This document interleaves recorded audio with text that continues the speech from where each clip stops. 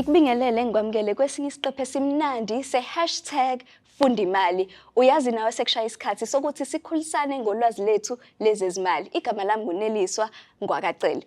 Namhlanje ke sobheka ukuthi kuyenzeka ukuthi ufuna uku-upgrade imoto yakho ngandlela thizeni, mhlawumbe ufuna ukushintsha amasondo, noma nje ufuna leya peace of mind ukuthi i-warranty yami isiyaphela kodwa ngifuna ukuyinweba ngi-extend. Khona ke i-W Shop okuyiyona esobe sikhuluma ngayo namhlanje.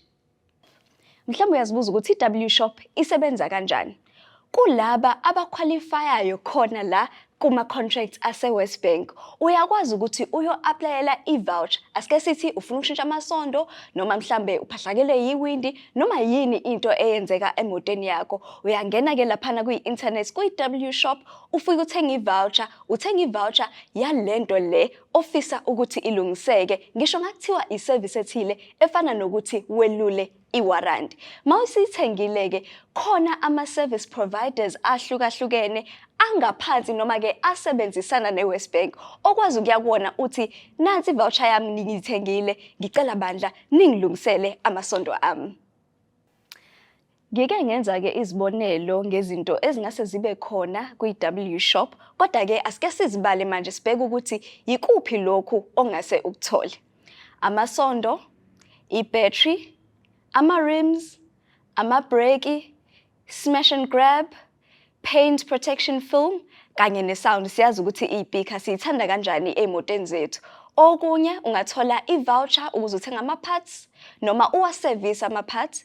Uyakwazi ukuthi futhi uthole i-voucher yokwelula noma ushintshe i-warranty plan, i-plan ye-service, kanye ne-maintenance plan yemoto oyithenge ngesikweletu laphana ebhange lakho u-West Bank.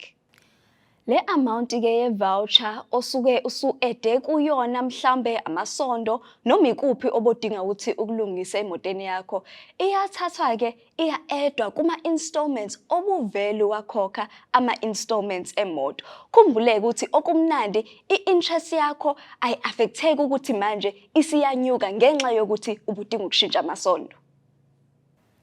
Asike sibheke-ke izinto ezibhekwayo uma u-applyela ukuthola le voucher. Into yokuqala, kumele ube nezinyanga eziwu-12 noma ngaphezulu ngaphambi kokuthi i-contract yakho yokukusiza uthenge imoto ngesikweletu iphele. Akumele ukuthi le voucher le uyibheke ngesikhathi uqala nje ukuthatha imoto yakho ngesikweletu. Yenza isiqiniseko sokuthi uwakhokhela wonke ama-payments akho, ama-installments akho, ayikho i-payment oyikhohlwayo. Akumele futhi ube ngaphansi kwe-debt review. Ama-installments akhona asuke ezosuka khona ngqo ebhange lakho eya kwa-West Bank. Kumele ukwazi uku-afforda ukukhokha ngaphezu kuka-R500 ukuze uzokwazi ukukhokhela lento osuke uyithathile. Khona-ke izinto ozozidinga ngalesikhathi u-applyela le voucher. Into yokuqala, i-bank statement ya-3 months yasebhange lakho, i-proof of income, into efana ne-payslip noma into kanjalo, ebese-ke i-credit yakho ibe sesimeni esihle. Uyakwazi-ke futhi ukuthenga le voucher yakho ngama-e-bucks.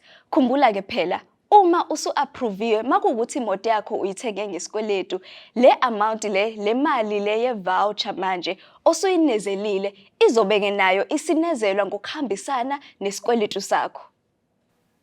Yonke-ke le process uyakwazi ukuyenza uhlele ekhaya mawungena nje kwi-internet kwi-website westbank.co.za noma-ke kwi-West Bank app noma kwi-FNB app.